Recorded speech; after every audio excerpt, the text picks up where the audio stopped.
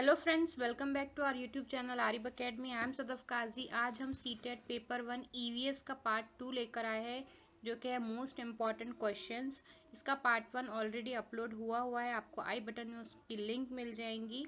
आज भी हम प्रीवियस ईयर के मोस्ट इम्पॉर्टेंट क्वेश्चंस डिस्कस करेंगे, एक्सप्लेन करेंगे उन क्वेश्चंस को आज। So before starting video, like and subscribe our channel Arib academy और बेल का बटन बजाना बिल्कुल मत भूलिए, क्योंकि उससे आपको आने वाले वीडियोस के नोटिफिकेशन टाइम टू टाइम मिलते रहेंगे। आज का फर्स्ट क्वेश्चन है, when a snake charmer plays on his musical instrument बीन, the snake swings its head to and fro to its sound. यानी जब कोई सपेरा अपना वाद्य यंत्र जो बीन है उसको बजाता है, तो सांप उसकी ध्वनि पर अपने सिर को इधर उधर घुमाता है। आपके विचार से सांप वाद्य यंत्र के प्रति अनुक्रिया कैसे कर रहा है, कैसे रिस्पॉन्ड कर रहा है? How do you think the snake responds to the musical instrument? तो फर्स्ट ऑप्शन है बाय स्मेलिंग द इंस्ट्रूमेंट। नहीं, स्मेल करके कोई इंस्ट्रूमेंट को कैसे रिस्पॉन्स करेगा ना। ऑप्शन 2 है bye hearing the sounds produce by the instrument, by seeing the movement of the instrument, by responding to the vibration produced by the instrument। तो सांप जो होते हैं उनको सुनाई नहीं देता है, लेकिन वो वाइब्रेशन जो आती है साउंड की उस पर रिस्पॉन्ड करते हैं। तो जो बीन है उसकी वाइब्रेशन जो प्रोड्यूस होती है उसको बजाने से उस पर रिस्पॉन्ड करते हैं। तो इसका सही आंसर होगा ऑप्शन 4। ठीक है, ये एनसीईआरटी की बुक में डिस्कस किया हुआ है, बहुत इंपॉर्टेंट क्वेश्चन है। नेक्स्ट है आपका, विच of the following groups of animal has excellent site and can see things 4 times more than humans. यानी मनुष्य की तुलना में 4 गुना अधिक दूरी की वस्तुओं को देख सकते हैं। तो ये नंबर्स जो है सीटेट में बहुत इंपॉर्टेंट रोल करते हैं। 4 गुना कौन से एनिमल्स देख सकते हैं ह्यूमन बींग्स के कंपेयर में, तुलना में? तो वो है स्नेक्स, सिल्कवॉर्म्स, लिजर्ड। ऑप्शन 2 है kites, eagles, vultures. B option 3 है बीज, मॉस्किटोज, बटरफ्लाइज। और ऑप्शन 4 है टाइगर्स, लेपर्ड्स एंड बुल्स। तो कंफ्यूज हो सकते हैं कि टाइगर्स और लेपर्ड्स की भी जो आईसाइट है वो बहुत अच्छी होती है, लेकिन 4 टाइम्स जो बेटर देखते हैं उसका सही आंसर है ऑप्शन 2। ठीक है, ऑप्शन 2 इसका सही आंसर है। काइट्स, ईगल्स और वल्चर्स जो है वो 4 टाइम्स बेटर उनका आईसाइट होता है ह्यूमन बींग के कंपेयर में। नेक्स्ट क्वेश्चन है, read the given description of farming and identify it's type. नीचे दिए गए खेती करने के विवरण को पढ़िए और इस ढंग की पहचान कीजिए। तो यहाँ पे जो है फार्मिंग का जो पूरा डिटेल एक्सप्लेनेशन दिया हुआ है, तो आपको बताना है कौन सी फार्मिंग है। After cutting one crop the land is left as it is for some years, nothing is grown there. यानी एक फसल के कटने के बाद कुछ दिनों तक वैसी ही खेती को रखा जाता है, कुछ उगाया नहीं जाता उसमें। और इवन जो बेम्बूज और वीड्स, जो अननेसेसरी प्लांट होते हैं ना, वीड्स, उनको भी वहाँ से उखाड़ा नहीं जाता, बल्कि काट के वहीं जला दिया जाता है, बर्न कर दिया जाता है कट करके, ताकि वो राख से खाद मिले ज़मीन को। और फिर कुछ दिनों के बाद उसकी खुदाई करते हैं, हल्की सी प्लग करते हैं ज़मीन को और सीड्स वहाँ बोते हैं नेक्स्ट फार्मिंग के लिए। तो ऐसी फार्मिंग को क्या कहते हैं, बहुत इंपॉर्टेंट है, डिटेल डिस्क्रिप्शन है। तो इसका सही आंसर है जूम फार्मिंग। ठीक है, ऑप्शन 1 इसका सही आंसर है, जूम फार्मिंग। और इससे पहले भी सीरीज में क्वेश्चन आया था कि कहाँ होती है जूम फार्मिंग इंडिया में, तो नॉर्थ ईस्ट में होती है। नेक्स्ट क्वेश्चन है, विच of the following is not obtain from petroleum. Petroleum से क्या नहीं मिलता है? ठीक है, नॉट पे ध्यान देंगे, नहीं मिलने वाली चीज़ बताना है हमको। Diesel option 1, wax option 2, grease option 3 और कोल ऑप्शन 4।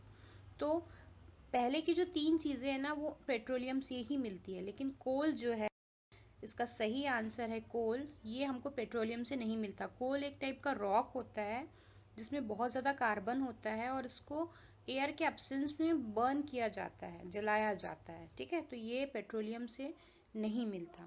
पेट्रोलियम से कौन कौन सी चीज़ें मिलती है उसकी लिस्ट है हमारे पास, जैसे लिक्विड पेट्रोलियम गैस, ये लिस्ट आप लिख के रखिए, आने वाले एग्जाम के लिए बहुत इंपॉर्टेंट है। पेट्रोल मिलता है, ठीक है, कैरोसिन मिलता है, मट्टी का तेल, डीजल मिलता है पेट्रोलियम से, लुब्रिकेटिंग ऑयल जिसको ग्रीस कहते हैं, ऑप्शंस में था पहले, तो ये भी हमको पेट्रोलियम से ही मिलता है, grease, lubricating oil. Paraffin wax जो कैंडल्स में, वैसलीन में, ऑइंटमेंट्स में यूज़ होता है, वो भी हमको पेट्रोलियम से ही मिलता है।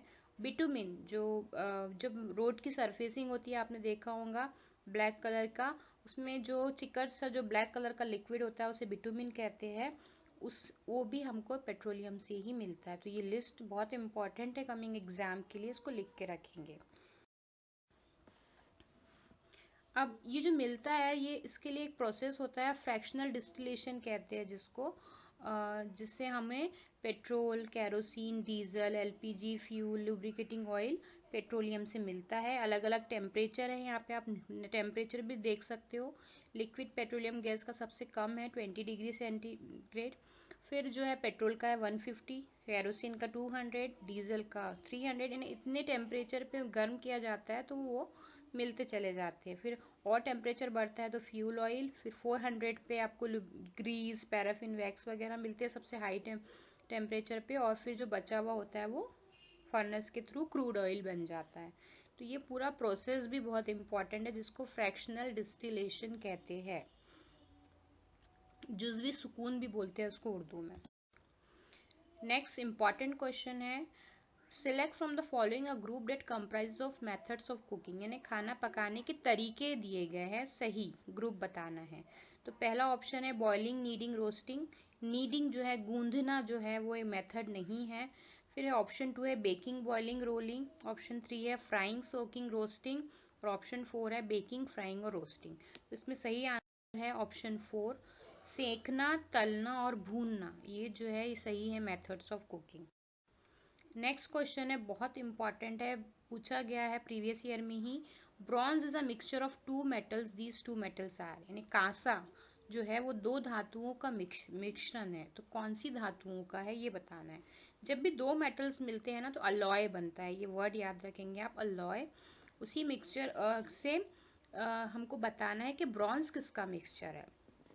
तो इसका सही आंसर एंड टिन का मिक्सचर है। और भी इम्पॉर्टेंट अलॉयज़ की लिस्ट है दी हुई है, क्योंकि आने वाले एग्जाम में इन पे क्वेश्चंस बन सकते हैं, जैसे ब्रॉन्ज पे बने थे। ब्रास जो है वो कॉपर और जिंक का मिक्सचर है, जो ऑप्शन में था आपके, इसीलिए इम्पॉर्टेंट है। सोल्डर जो है वो टिन और लेड का मिक्सचर है। Stainless steel very important, star बना हुआ है इस पे, ये आयरन, क्रोमियम और निकल का मिक्सचर है। ठीक है। नेक्स्ट इंपॉर्टेंट क्वेश्चन है, माउंट एवरेस्ट से रिलेटेड है, कि correct statement about mount Everest आपको टिक करना है। सही जो कथन है उस पर आपको आंसर है वही आपका।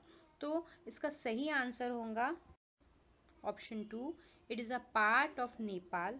नेपाल का पार्ट है, और इसकी हाइट जो है इसकी पीक की वो है 8900 मीटर। ठीक है, अप्रॉक्सीमेटली 8900 मीटर है, और यही इसका सही आंसर है। कुछ डिटेल एक्सप्लेनेशन दिया हुआ है माउंट एवरेस्ट का, कि ये वर्ल्ड का हाईएस्ट पीक माउंट एवरेस्ट है, इसकी सबसे ऊंची चोटी है उस, तो ये है वो है माउंट एवरेस्ट। ठीक है, कहाँ सिचुएटेड है, नेपाल में, इसीलिए कि किसका पार्ट है, ये नेपाल का पार्ट है, याद रखेंगे, इंपॉर्टेंट है।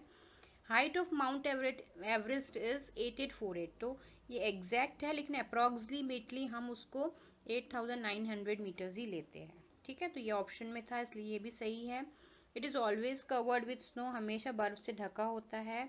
नेपाली नेम है उसका सागरमाथा, और तिब्बतन नेम है उसका चोमोलुंगमा या कोमोलुंगमा, जैसे भी आप प्रोनाउंस करें। तो ये नेपाली भाषा में उसको सागरमाथा कहते हैं माउंट एवरेस्ट को, और तिब्बतन में कोमोलुंगमा कहते हैं। ठीक है, कैसे नाम पड़ा इसका, तो surveyor general of India George Everest, ठीक है, तो उनके नाम से ही इसका नाम माउंट एवरेस्ट पड़ा। और कहाँ है लोकेटेड, महालंगूर सब रेंज ऑफ द हिमालयस। तो ये भी याद रखेंगे कहाँ है, तो महालंगूर सब रेंजेस ऑफ हिमालय में है।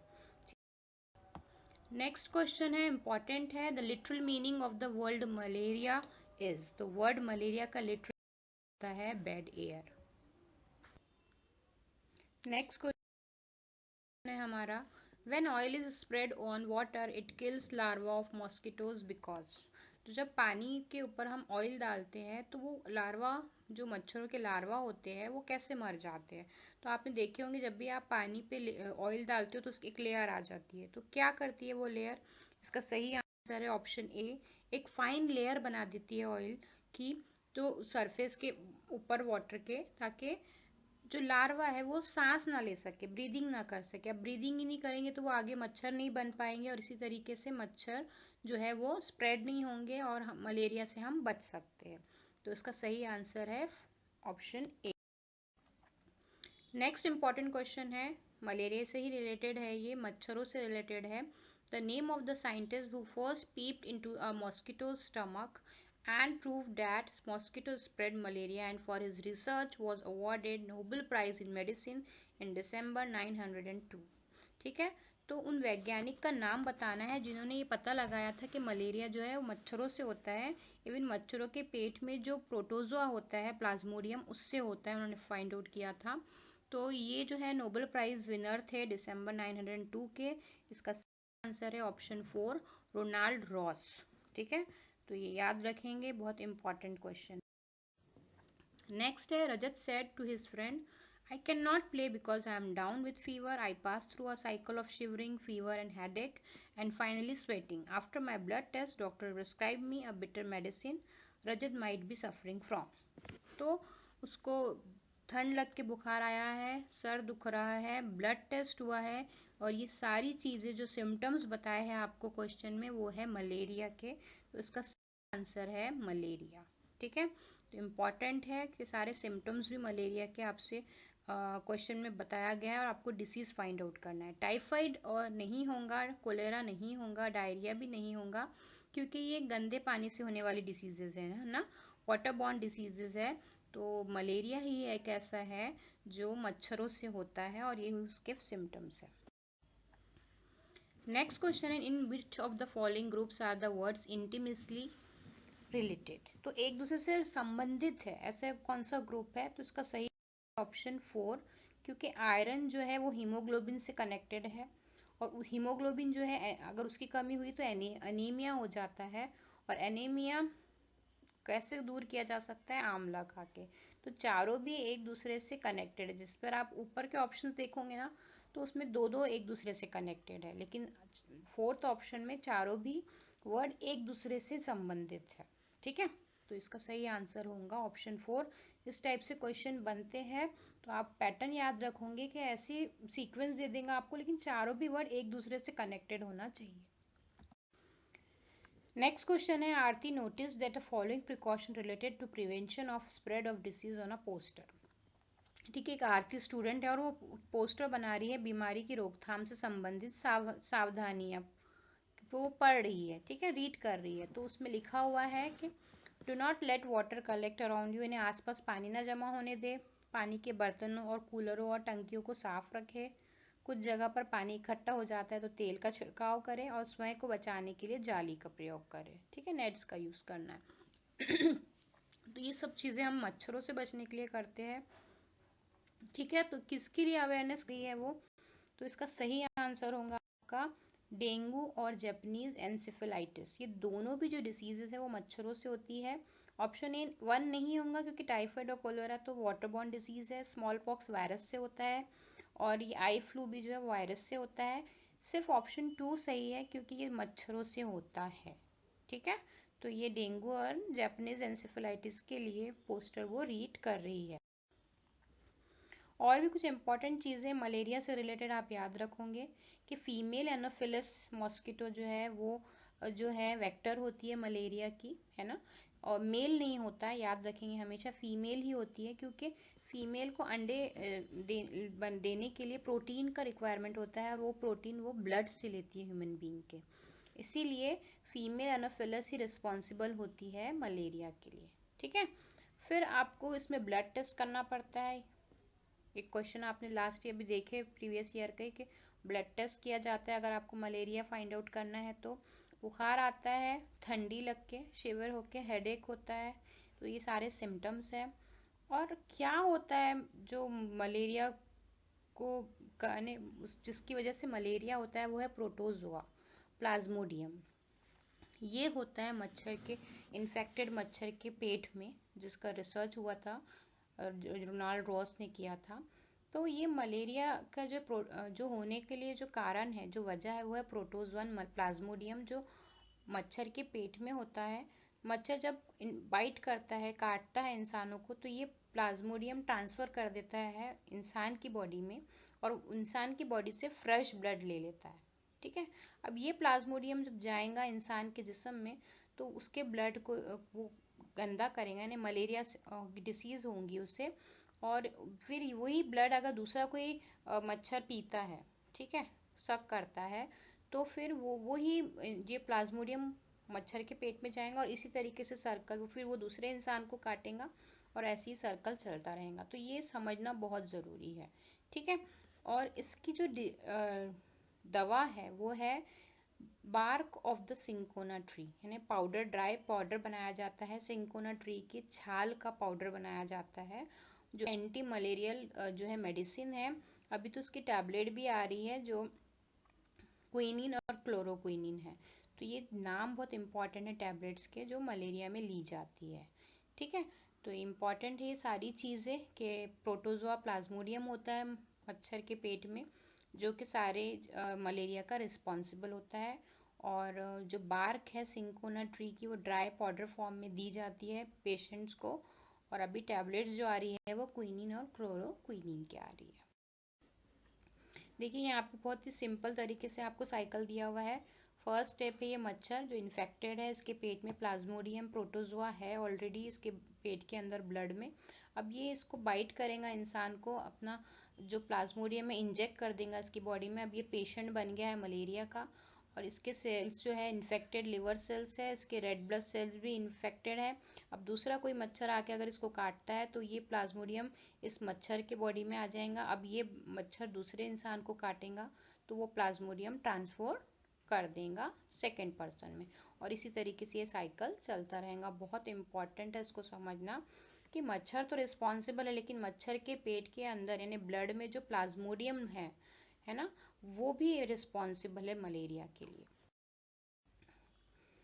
National malaria control programme NMCP full form याद रखेंगे, ये लॉन्च हुआ था 1953 में।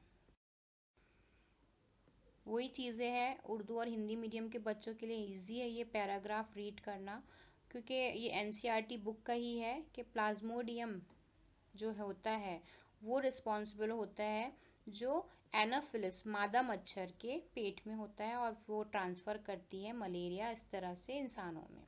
और सिंकोना पेड़ की छाल से जो है वो दवाई इसकी बनाई जाती है। नेक्स्ट वेरी इंपॉर्टेंट क्वेश्चन है हु वॉज अल बिरूनी। तो अल बिरूनी कौन?